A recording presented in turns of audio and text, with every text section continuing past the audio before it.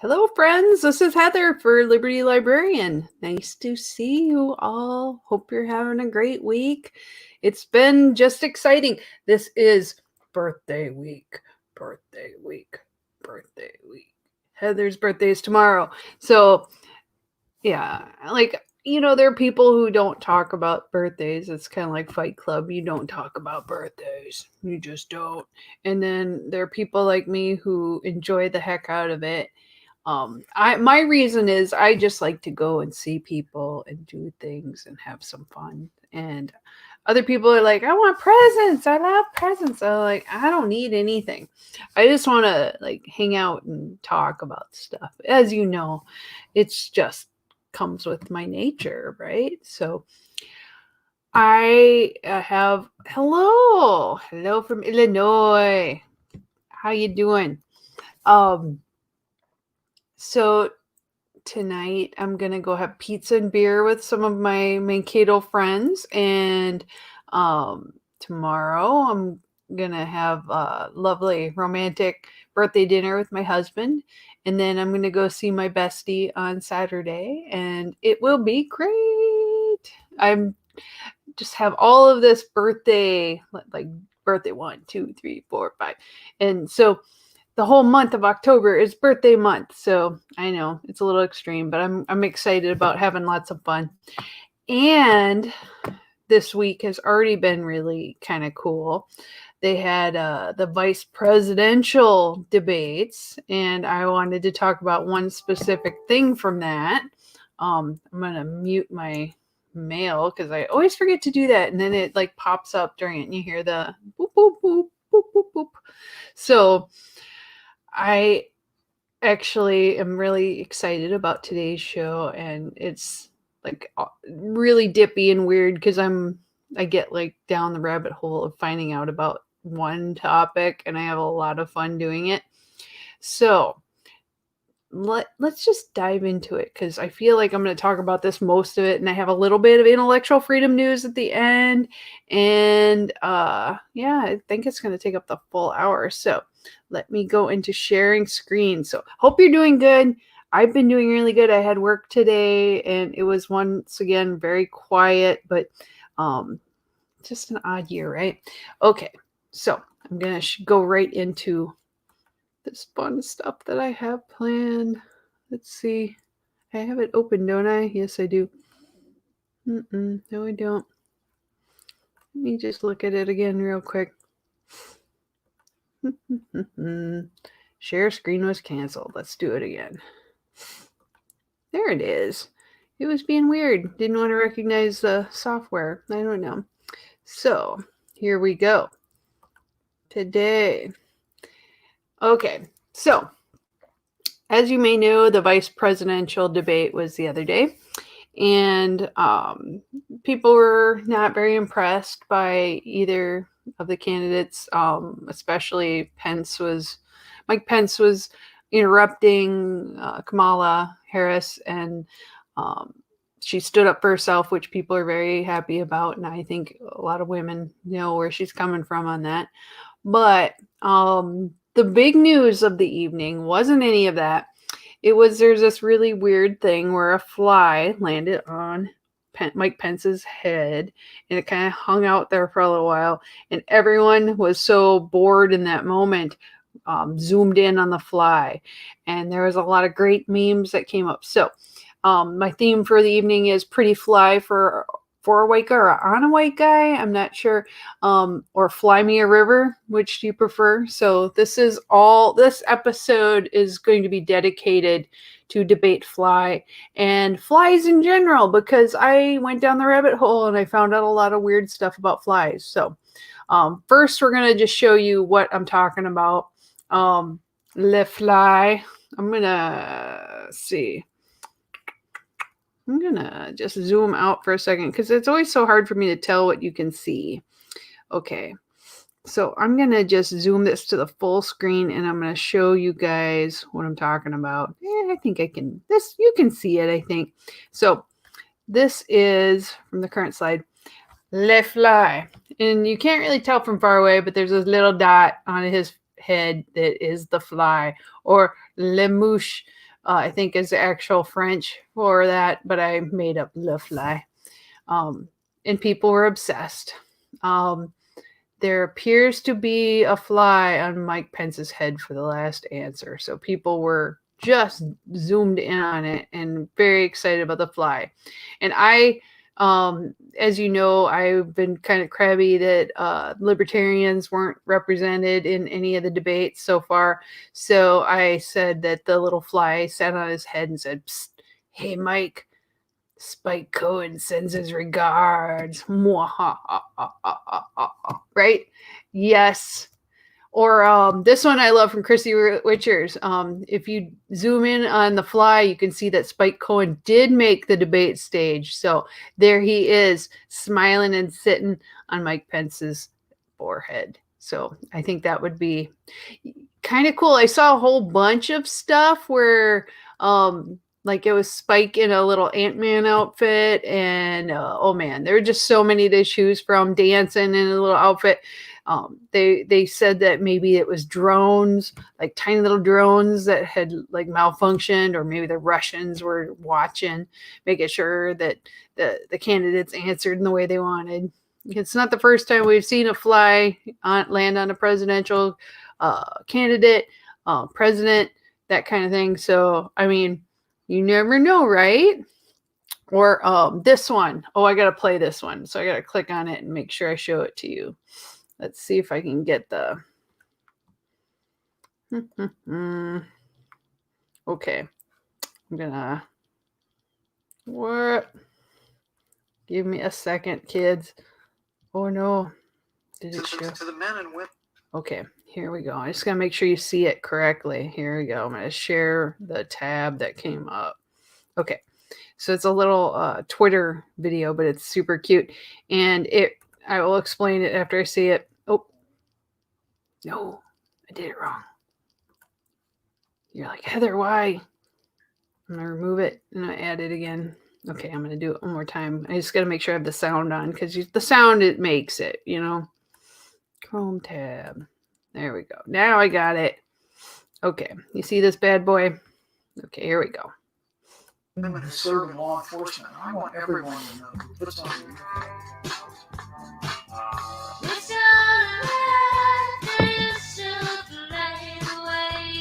to the men and women who serve in law enforcement. Okay, what's the deal with that? Oh, hi, Ginger. Yay, hello.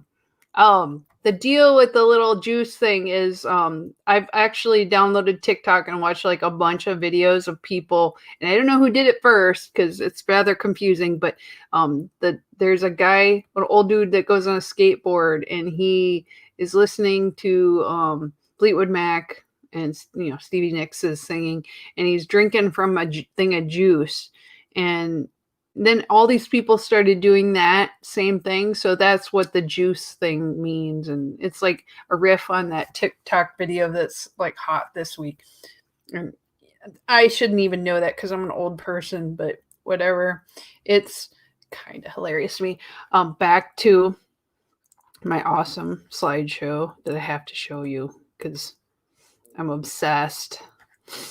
Let's see. Okay, so that was this one. Current. Okay, so we saw him, and that was what actually happened. And then, oop, did I go the wrong way? I think I am. How is this working? Nope. Oop, there.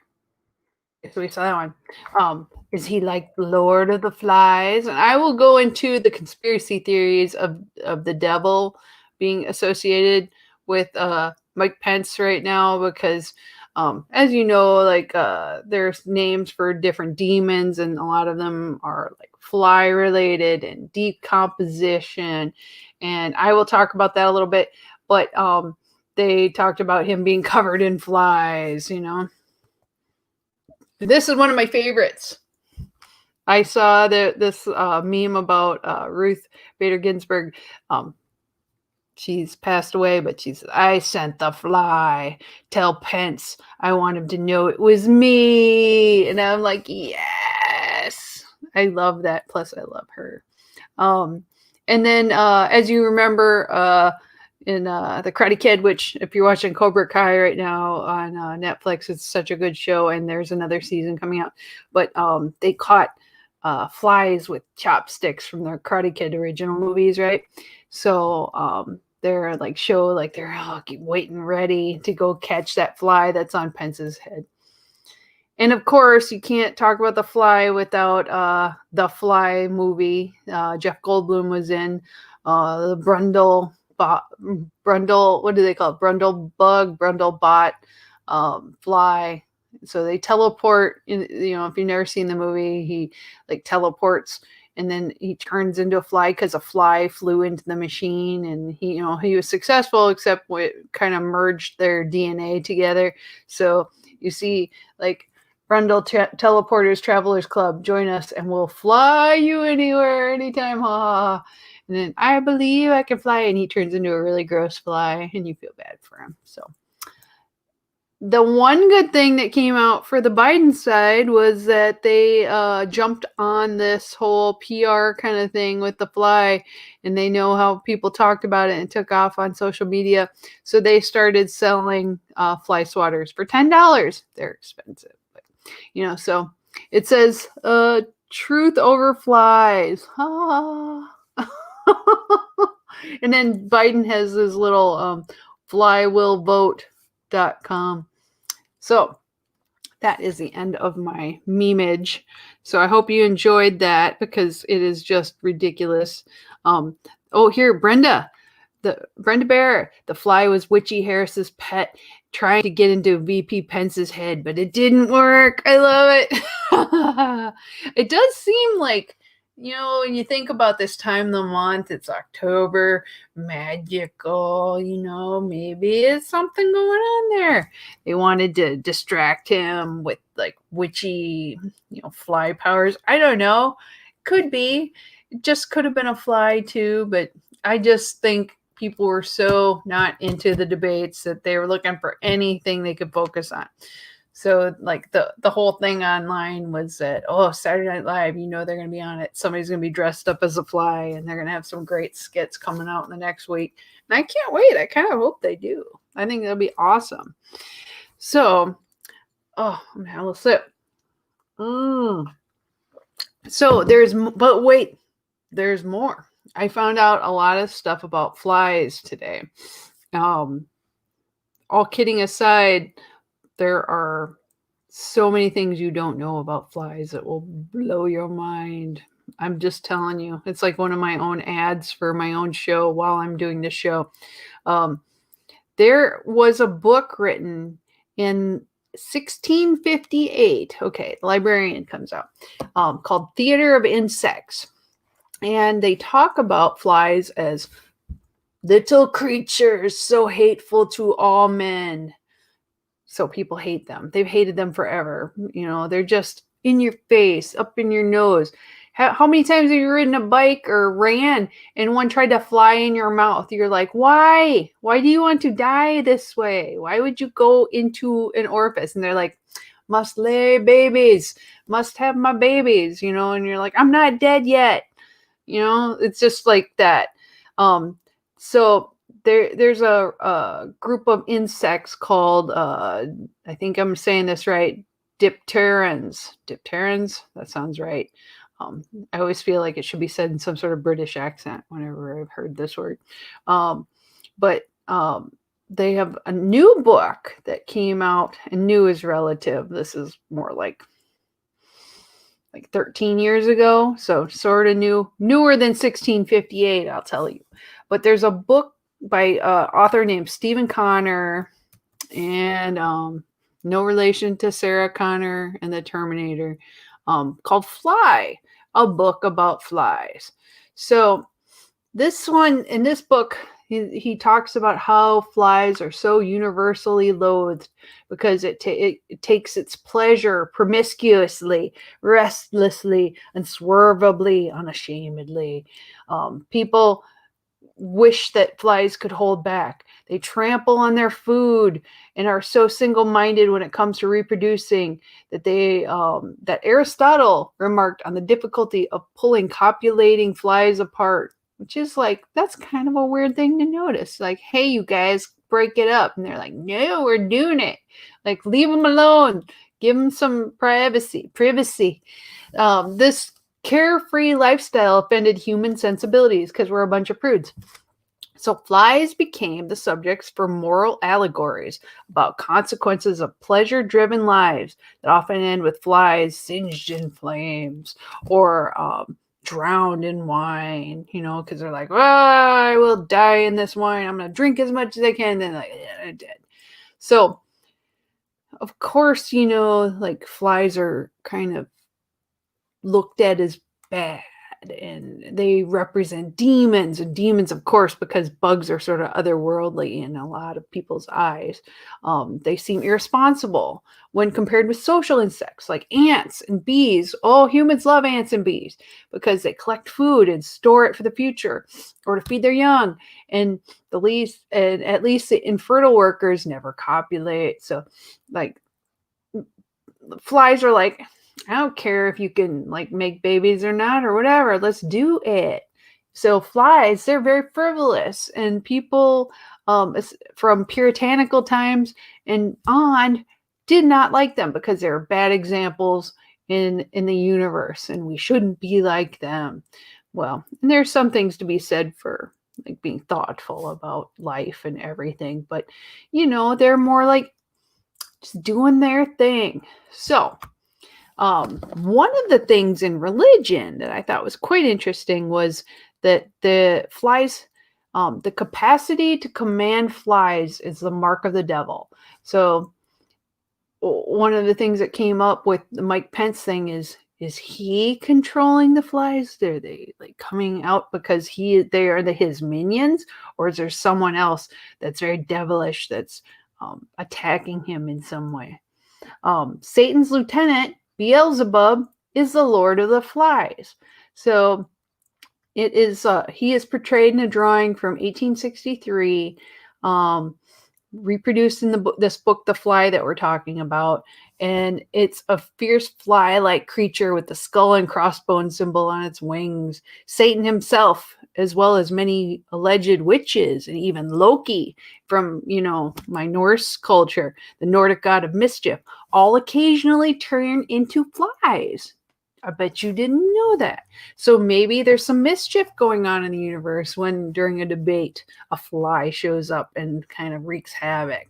So that's kind of fun too. So in the fly form, they when witches and mischief makers like Loki turn into the fly, they have access to houses where they steal, torment, and seduce. The situation is even worse for flies when their role is in transmitting diseases, which was discovered in the 19th century. Ruthless campaign for the extermination was started with books like The Housefly, A Slayer of Men, and Reduction of Domestic Flies. That's a title of a book that somebody bought, both of those. So think about that. Hold on one second. I like some flies. Oh, I gotta see. Let's see. Okay. Oh. Got some good comments. Like said, that's his only black friend. And then flies clean up much of our nasty Earth's waste. I'm going to go to that too, because there's actually some good, because people don't believe it, but there's some good that's coming out of flies too. And I got to see what this video is, and I'm not going to be able to look at it right away, but I will check it out. I have one driving me nuts while I'm trying to chop celery. Isn't that the worst when it's like you're trying to focus on something and you're like, leave me be, fly, leave me be. Okay, so I want to go back to that. One of the things I was saying is, for all of the hate that is cast on the fly, there are very qualities that inspired derision, also stirred affection and respect. For the reasons that they're demonized, flies are sometimes poetically elevated to a symbol of liberty. So Liberty Librarian saw that and went, yeah, really? Because each fly is the king of his own country. He knows no laws or conventions. He has no work to do, no tyrannical instinct to obey. What freedom is like this? So maybe it is a little symbol of anti-government anti-oppression, chaos that got into this debate. And no matter how controlled they want to be, no matter how many times they practice their little speeches, and it's obvious when somebody asks a question and they don't answer the question, but they have the answer that they wanted to say, and they say that, and you're like, you didn't. Oh my God. Oh, okay. It wasn't a fly. I thought there was a fly in the house. I'm like, how weird is that? It was a ladybug. They're like, they know winter is coming, so I'm gonna see more flies and ladybugs in the house too. But maybe this fly is a symbol for all of us to think that no matter how controlled this election may seem, there's always a tinge of chaos on the edge, don't you think? It just makes me very excited. And about something so little and tiny as a fly can take off and run in a different direction, make people's minds kind of go. And I just think that was kind of awesome. So, a fly is another symbol of liberty. Amazing. So this is the rabbit hole I went down today. So the word fly refers to a single species. This is the Drosophila. I'm going to butcher this. Melangaster. That sounds right. For Connor, fly refers to all members under this order of Diptera. And the book also includes references to insects that are flies only by names, like butterflies or mayflies. So there's a whole range of bugs that can get pulled into this. But this can even include something like fruit flies, which are also really annoying and bug the hell out of people. But I'm thinking a housefly, right? The typical one. But there's little differences all around the world if you look at the houseflies. There's a lot of little tweaks in the way they look. Not too huge, because they're usually that same kind of look. They're rubbing their little legs together. But there's a beautiful image illustrating the discussion of the fruit fly. Depicts a fly not well known to geneticists. It is a research on this and other flies that exonerates the fly. The developing of the microscope and other scientific advances show the perfection, variety, and beauty of native and exotic flies, that there's so many more differences out there than people could even imagine without getting up close and looking at how they're different, and how their eyes are made, and how they can maneuver. There was a whole video I watched where they showed the flight, the way the wings work. And so they had developed a mechanical fly. So, that was one of the theories that people had, was that these little flies that were attacking Pence were actually little drone robots, because they can make them now. And learning how things fly and the physics of it, it's quite amazing if you really look at it. So there's a lot of love in the world for flies that I never really understood before. And I didn't really look at it before. So I don't know if any of you had really gone down this path of looking at the beauty of all living life forms. And it's kind of zen, like, woo, But there are some connections between historical texts and modern fly research. So Aristotle's intuition that fly offspring are never identical in shape with the parents, but something imperfect, so like a clone, was confirmed in the early 20th century by the first fly geneticist, Thomas Hunt Morgan, who found that many spontaneous anatomical variants in his fly stocks at Columbia University in New York City. Connor also remarks that with irony that flies have traditionally served as a symbolic of brevity of mortal existence. Yet recent studies, like the discovery of the Methuselah gene, put flies at the center of longevity research. So they study flies and they learn more about life in general. And we're all kind of interconnected in this. And getting rid of flies, it's your first instinct, kill them, they're bugging me. That we can learn a lot from them and understand how they are important in our world too.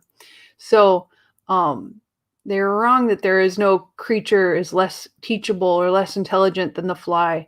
Those that study courtship songs of the Drosophila produced by vibrating their wings may not agree that the sounds they make seem like the opposite of meaningful speech, and that flies have no voice and language, said Aristotle. But it they communicate in some way, It seems very simplistic, but there's more to flies than you would even begin to know. So their roles in all the species and culture and myth. So even now, if your main interest in flies was how their embryos develop, you'll enjoy reading the book about flies called Fly by, let me show, let's see. Oh, I got the cover by Stephen Connor. I'll just show you a little quick glimpse at what the book cover looks like so you can see it. Whoop, don't shut that. Okay, let me just show you real quick so you can see what the book looks like. Which one is this now? There it is. That's what it looks like. Neat cover. So if you get a chance and you're interested in flies, this guy is the expert, and it's like everything you could want to know about flies. So what I also found out that, do you really know much about flies? You see them every day. You know that they lay eggs, little eggs that turn into larvae, which turn into maggots, and the pupas, and then they turn into an adult fly. So during a warm summer, fertilized egg goes to an adult in a span of 10 days. Now, their lifespans are very short. They're going and screwing and having fun and eating, and they do not stick together after mating, so they're not like making little families. They're just focused on making babies, eating, screwing, going, and living their lives, living their best lives as quickly as they can. One of the things I thought was really interesting was that they can totally find dead bodies, like freshly dead bodies, because their purpose is to find dead things and lay their eggs in them so the babies can eat the decompositioning material and turn into flies, the cycle of life. One of the things I didn't know was that each fly lives a very short life, usually about 21 days. A female can lay up to 900 eggs during her brief life. So in 21 days, a female can lay about 900 eggs. So just think about how many flies are replacing that. And a lot of things eat flies. A lot of flies die. They get killed really quickly. So it's important to that species to keep reproducing quickly. So I thought that was quite interesting. And how something as like a fly infestation can happen so quickly, and their breeding cycles go so quickly, and it can take over your household. Like if you have fruit flies, it can just take over like that. But also, if you get it under control, it can go back to normal pretty quickly if you can locate where they're having their babies and get rid of some of that. So I thought that was kind of cool. I'm going to go back. I keep looking at my screens. Yep, there we go. Take a little sip. So there's so much to learn about these little bugs. I mean, who knew? Who knew there was so much to know? One thing I thought was kind of funny was that where was that one? Sorry, I got myself turned around because there's two things I wanted to talk about at the same time. There's an Italian lady that I saw her TED Talk called Flies, the Myth and the Science, and she had some interesting points. She moved from Italy, this Dr. Paola Magni, I think is how you say her last name. And she moved from beautiful Italy down to Australia because her studying was for forensics and entomology. So she studies insects, but she likes to work them into crime scene investigations. So she's an expert in the field for more than 10 years.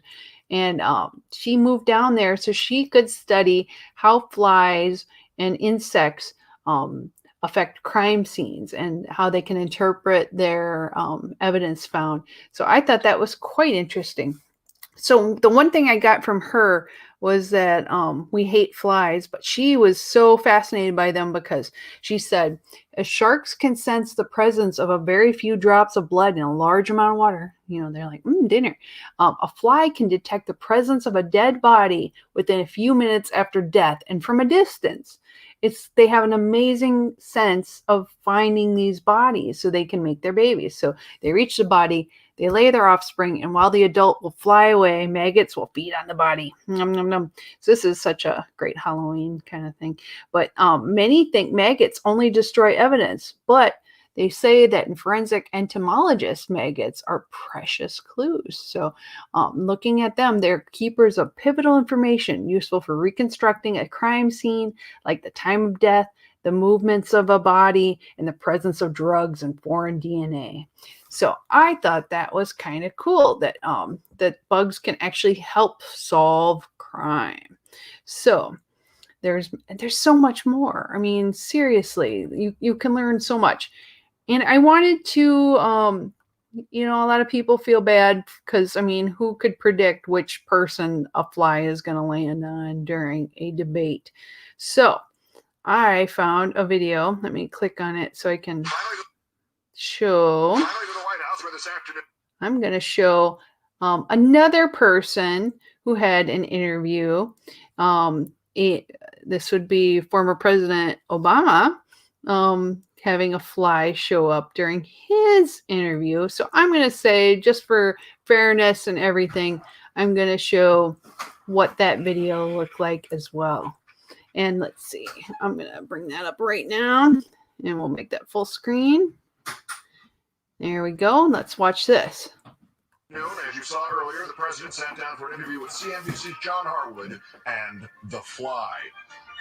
To increase the transparency and the openness that has been the signature characteristic of our... Sorry, I'm going to start over. I'm going to start at I will contrast. Hey, get out of here. That's the most persistent fly I've ever seen. Nice. Now, where were we? Was he on that list of the fly, the list of White House guests? And big deal, Mr. Miyagi did it with chopsticks. The fly was smoosh, wound up on the floor. After the interview, the president bent over and picked at that fly with a napkin. Unexpectedly, it turned out to be Jeff Goldblum.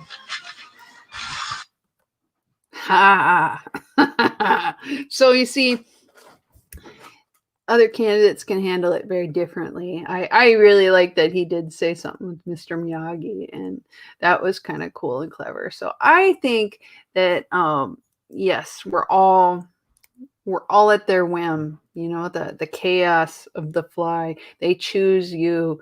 You have nothing to say against them. He might have just had the right smell. He might have smelled poopy. Who knows? I mean, it's like, you can't play favorites when it comes to flies. You're like, sucks to be you, buddy. It could, like, you never know how this is going to turn out.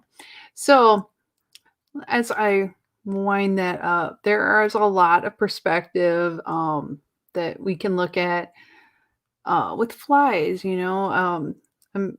They're the opposite of our other. They represent death. They sometimes represent, they're drawn by our sweat and tears. They want poop. They want us when we die. They're going to be climbing on us. They want that.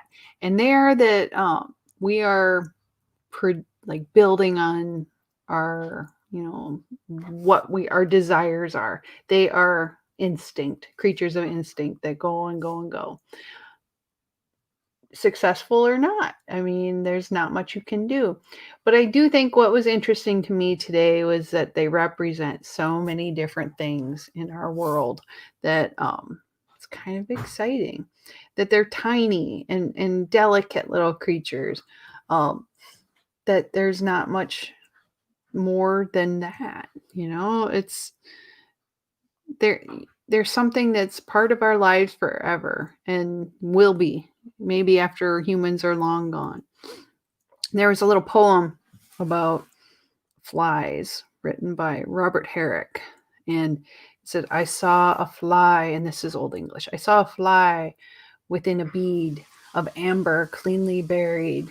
The urn was little, but the room more rich than Cleopatra's tomb. That was written by Herrick in 1915. So poets talk about flies and that they, in the most beautiful time, they are there watching and being a part of our world. So it's the sweetest of lives, the little fast lives. And so today was an ode to the fly and the profound identification between human beings and flies. May we ever work in a world that systematically goes together. So there was articles and articles I saw about like in the New York Times. They talked about the looking at the crazy features of flies. So if you are interested in flies, there are so many great resources out there. Go to your library and find out more. I know this is about the most nuts show I've probably ever done, right? It's kind of fun. So I hope you enjoyed my little chat about flies today because, it's in the news. People kind of love looking at weird crap that happens and it's in the moment. And I will just say, we'll take one last look at that poor fly and we will move on. There we go. Here we go. One last look at the beautiful fly. Oops, from the current. There he is. Poor Mike Pence. He's probably like, oh, why did that thing land on me? We will always remember you, fly. Thank you, right? It's just nuts. So I've commemorated that enough. So, what are your thoughts about the fly? Share in the comments. Should he be our national hero? Is it he? Is it she?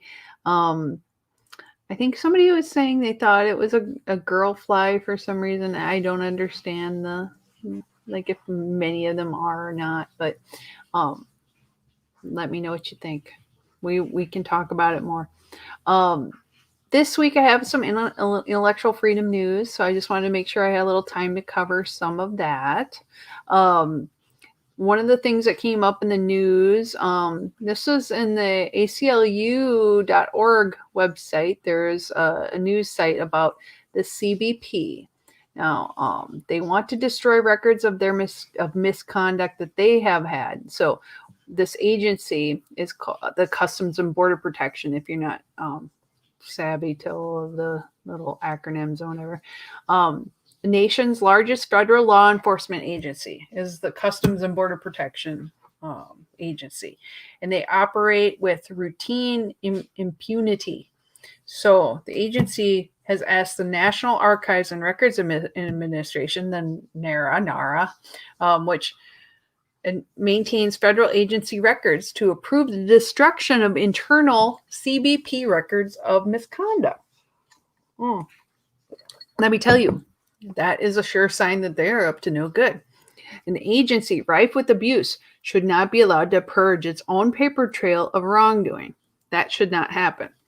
That's why this week, the ACLU of Texas Border Rights Center, along with more than 100 partner organizations, filed a public comment urging NARA to reject CBP's proposal, which I hope that they do.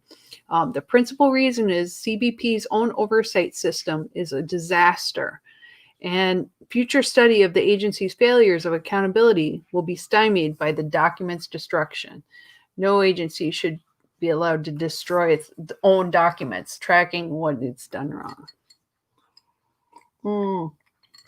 What are they looking to destroy? Let me tell you a couple of things. Records developed to track and monitor complaints that are or will be investigated by the DHS Civil Rights and Civil Liberties, the CRCL, regarding alleged violations of civil rights and civil liberties. Records and pertaining to administrative and criminal investigations, employees, contractors, woohoo, and those in CBP custody. records and reports of prison rape, Elimination Act allegations. So these are criminal and terrible allegations of like hurting people's rights, their civil rights, their civil liberties. So they should definitely not be destroying these records. So the CBP employs more than 44,000 Border Patrol agents and CBP officers and maintains a budget of nearly $17 billion. It just blows my mind how much money goes through there. I mean, it's one of the biggest agency, right? Despite the agency's massive workforce and budget, accountability mechanisms have failed to ensure any semblance of accountability. So the Cato Institute study found between 2006 and 2016, CBP misconduct and disciplinary infractions outstripped all other federal law enforcement. And it is virtually impossible to assess the extent of corruption or misconduct because most publicly available information is incomplete or inconsistent. Their tracking of what's happening is to the point of they're trying to cover up the bad wrongdoings that their agency is doing. So this should raise everyone's alarm bells. Just this year, instead of purchasing medical supplies for immigrants, CBP wasted the allocated funds on dog food and dirt bikes. I could see dog food, but not dirt bikes. The agency's, what are they using it for? The agency's complaint and disciplinary compliant and disciplinary systems are broken. According to data obtained by the American Immigration Council in 2017, the agency took no action in 95.9% of complaints filed against the agency in 2012 and 2015. Despite independent advisory panel recommendations issued in 2016, the CBP has still not fixed its disciplinary system. It is intrinsically broken, and it is the biggest agency. With a $17 billion budget, they should put a little bit in their budget to fix the things that are wrong. So this panel recommended that they hire 350 internal affairs investigators and appoint a discipline czar, which is terrible, to coordinate internal accountability. The agency has done neither. It should be shut down if they have not complied with this. Why haven't they complied with this easy request? For something so big, they need to have someone investigate the things that are going wrong. It is very corrupt and very bad. So these investigations would, under this proposal, be destroyed after 4 years. But there are 11 separate complaints with the CBP's joint intake system in 2019 alone. There's examples all across the board. And the complaints include numerous individuals, examples of CBP abuse that were built on hundreds of interviews. So there are lots of examples of wrongdoing, and they want to destroy these because they say, oh, they're old now. They could be vital to future examinations of a particularly abusive period in the agency's history. Even if they take care of all the things that they've said, there should be some record of what went wrong. So CRCL whistleblowers have also raised alarms about the oversight body's diminishing ability to hold CBP accountable. So this CRCL attorney and advisor Ellen Gallagher said the agency seemed to mislead the public by soliciting complaints of alleged violations. If CRCL had no intention of specifically investigating or resolving these individual complaints. Just last month, CRCL staff claimed publicly that CBP was ignoring their concerns about development of a new use of force policy and the agency's intention to use chemical deterrents at the border. So they're using them against people that are trying to come into the country, and the force is like they're in a war. It's just out of control. So we simply do not know what types of abuse could be documented in these files. They're hidden from most of the people looking. So misconduct often only comes public via leaks, investigative reporting, or lawsuits, meaning the loss of internal records could be forever buried in unknown abuses. So there was the first death of a child in CBP custody in over 10 years was revealed by journalists, not from their own like sharing of information because they're a public entity. We simply do not know how many other kind of situations like this may have already happened. Independent lawyers uncovered children held in deplorable conditions at the Border Patrol station in Clint, Texas. Border Patrol's racist and xenophobic Facebook page was uncovered by a reporter. And prevalence of sexual harassment and rape within the agency has been revealed only when survivors of former officials spoke up. Lawsuits have uncovered severe agent misconduct, including kidnapping, sexual assault, and an agent intentionally running over a migrant. So these failures are out of control, and they need to be held accountable. So this is one of the things I hadn't read much about. I mean, we always talk about how Border Patrol is bad, right? This is out of hand. So please look more into more documents about the CBP, and if we all kind of follow what they're doing, and don't let them make a damn wall, and don't let them spend any more money on this horrible system that is out of control. So even if you're like, yeah, we want to keep American jobs here and that kind of thing, at what cost are we destroying people's lives? Why are we allowing government officials to rape, kidnap, and torture basically migrants? We are a country of migrants and immigrants, and we need to be a little more sensitive to how we treat people. So that's the end of my soapbox on that. The other story that I wanted to cover real briefly was that, last week we talked about the migration of a lot of people from Facebook to other social media outlets. Facebook has been doing a lot that's been pretty bad. And I saw an article again this week that talked about some of the tactics that they're using. So former Facebook manager said, we took a page from Big Tobacco's playbook.